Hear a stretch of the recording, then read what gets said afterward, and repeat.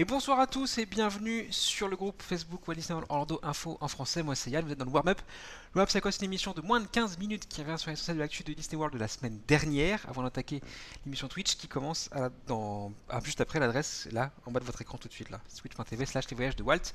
Et sur Twitch ce soir on va parler de beaucoup de choses, de Disney Cruise Line, de Shanghai, qui durcit ses règles de billetterie d'ailleurs. On va parler de Hong Kong un peu, etc. Puis pas mal de suite de Disney World, dont les sujets qu'on va évoquer tout de suite. Hop là, à savoir la fermeture de Dinoland. Vous savez peut-être, Dinoland va complètement fermer ses portes à Animal Kingdom pour être totalement rebrandé sur un land complet dédié à l'Amérique du Sud, avec des licences exploitées comme Encanto et Indiana Jones. L'attraction dinosaure va être remplacée par l'attraction Indiana Jones et le reste de cette zone de parc va être remplacé par Encanto. Jusqu'à présent, on ne savait pas trop encore quand le land allait ouvrir ses portes, ou même quand les travaux allaient commencer. Euh, Normalement, voilà, les travaux commenceront avant les vacances de Noël de cette année en Floride et normalement dès le mois de novembre. La fermeture sera faite par phase, donc tout ne fermera pas en même temps.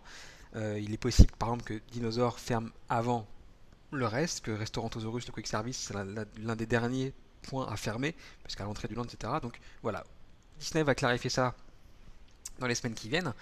Et on va assister du coup à un échelonnement de ces travaux sur les prochains mois/années, avant l'ouverture de tout l'ensemble qui sera prévu pour 2027. Animal Kingdom, et pas de mois précis encore pour cette ouverture, mais généralement Disney World calque ses ouvertures d'attractions au land entre le mois de mai et le mois d'août. Voilà. Si vous venez en 2027 pour aller voyager ou partir voyager. Oula, on va enlever ça. Ride of the Resistance rouvre, parce qu'ils avaient déjà fait un test il y a quelques mois, ça file Single Rider. Et on en parlera tout à l'heure plus en détail dans l'émission Twitch d'ailleurs. La file Single Rider, vous le savez, hein, ça permet de juste à une personne de faire l'attraction sans faire la queue stand-by classique. Ça permet normalement d'avoir des temps plus réduits. C'est pas forcément le cas de l'attraction. On connaît Crush Coaster par exemple chez nous à Disneyland Paris qui a des files d'attente single aussi élevées que la file normale. Il y avait un test qui avait été fait cet été, test qui a été concluant. C'est un deuxième test qui a lieu actuellement. On ne sait pas encore pour combien de temps, mais en tout cas il y a une forte demande sur la single rider, ça marche plutôt bien. Donc il y a de grandes chances que ça perdure et ça fait pas beaucoup d'attractions à Disney World ont une file single rider. On compte par exemple juste Rock'n'Roller Coaster au Hollywood Studio avec Millennium Falcon Smuggle Run qui est la deuxième attraction du nom de Star Wars. Test Track à Epcot qui est actuellement fermé. Animal Kingdom, il y a Expedition Everest et Magic Kingdom, il n'y en a pas normalement. Donc voilà, il y en a très très peu comparé à ce qu'il peut y avoir dans d'autres parcs à travers le monde. Et c'est bien dommage, je trouve. Voilà, même si c'est dur pour eux. Vous l'avez peut-être vu passer aussi, on a l'habitude de le voir nous à Disneyland Paris depuis l'ouverture d'Avengers Campus. Star-Lord arrive enfin à Epcot. Alors enfin, pourquoi enfin? Le land, enfin l'attraction des Gardiens de la Galaxie à Epcot a été faite tout en gardant un aspect de cohérence par rapport à la thématisation globale. Cette cohérence, c'est que Star-Lord a visité Epcot quand il était enfant avec ses parents. Il y a des photos qui le prouvent d'ailleurs. Et de fait, c'est pour ça que les Gardiens de la Galaxie reviennent à Epcot. Faire cette partie de parc sans faire référence à ces personnages-là, ces caractères-là, était assez étrange finalement, mais les voilà. Star-Lord est le premier, il n'est pas impossible qu'après il soit rejoint par d'autres, voilà, comme Groot par exemple, qui existe, comme Gamora, comme on a aussi chez nous, voilà. Donc tout est possible. C'est un premier test, un premier galon d'essai pour, pour celui-là, et je trouve ça plutôt cool moi perso, de pouvoir voir Star-Lord au, à Epcot directement avec les petites vidéos d'Insta ici. Et enfin, quelque chose se trame du côté des hôtels de Disney World, mais pour l'instant, Disney ne dit absolument rien. Pour savoir ce qu'ils font, il faut remonter au Covid. Et juste un petit peu avant, en 2019, où sur les terrains du Fort Wilderness, Disney a annoncé la construction d'un nouvel hôtel de luxe, Disney Vacation Club, qui s'appelle Reflection. Euh, à cause du Covid, Bob Chapek avait annulé ce projet totalement, laissant les terrains son utilisation. Et depuis quelques semaines maintenant, on voit des permis de construire popper à droite à gauche sur différents sujets. Et il s'avère que le dernier permis de construire faisait arriver une grue sur le terrain. Voilà, donc la grue va être actuellement en construction. C'est ce qu'on va voir dans les semaines qui viennent. Pourquoi? Pour l'instant, rien d'officiel, en tout cas. Faire commencer la construction de cet hôtel. Ce qui est très étrange, c'est que Disney n'a absolument rien dit pour l'instant sur la construction de l'hôtel, tout est secret. En revanche, ce qu'on sait, c'est que des mois en mois, tous les permis de construire de l'hôtel ont été reconduits au fur et à mesure. Donc il y a de grandes chances que ça ne bouge pas trop. Je ne sais pas s'il y a des concept art sur cet article-là.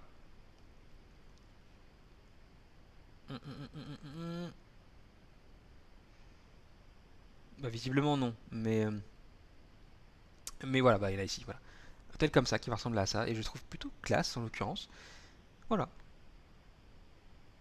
qui était sur les terrains, ça c'est la forme de Coral Hotel par exemple. C'était sur les terrains du premier parc aquatique de Disney World qui a fermé ses portes pour diverses raisons. Hygiène en premier, et puis ensuite la capacité du parc, Typhoon Lagoon, ayant ouvert après, pouvant absorber tous les visiteurs. Donc voilà, affaire à suivre pour cet hôtel là dans les prochaines semaines. Euh, Youpla, comme vous le savez, chaque semaine, je m'amuse à choisir une petite question dans celle du groupe Walt Disney World Orlando Info en français. Cette semaine, la question, elle est de, youpla, elle est de, excusez-moi, tac, tac, elle est de Didine. Bonjour, petite question fréquentation des parcs. Je pensais éviter la semaine de Pâques en 2025 par peur qu'il y ait trop de monde, mais d'après la calendrier d'affluence, c'est plutôt le contraire pour les personnes ayant déjà fréquenté les parcs à cette période. Qu'en pensez-vous? Alors, effectivement, Pâques, pardon, pas parc. Pâques, c'est une période assez compliquée pour les parcs Disney en Floride. Et à ça, il y a plusieurs choses qui se cumulent. Normalement, le Spring Break, voilà, sauf que cette année, il commence un petit peu avant, il est un petit peu décalé. Et les vacances en général, le fait que Pâques tombe aussi au mois d'avril, les vacances en général, d'une autre type de population, les étrangers. Donc Pâques et toute la période du mois d'avril, dans sa grosse partie supérieure, donc du 1er au 15 par exemple, est très achalandée. C'est même l'une des plus achalandées de l'année, normalement. Si vous voyagez à partir de la troisième semaine du mois d'avril et en attaquant le mois de mai qui va être plutôt calme, là, oui, ça vaut le coup. Sinon, avant, ça peut être, voilà, ça peut être un peu complexe. Il y a d'autres périodes comme ça qui sont un peu à éviter si vous souhaitez profiter de la destination sans trop de monde.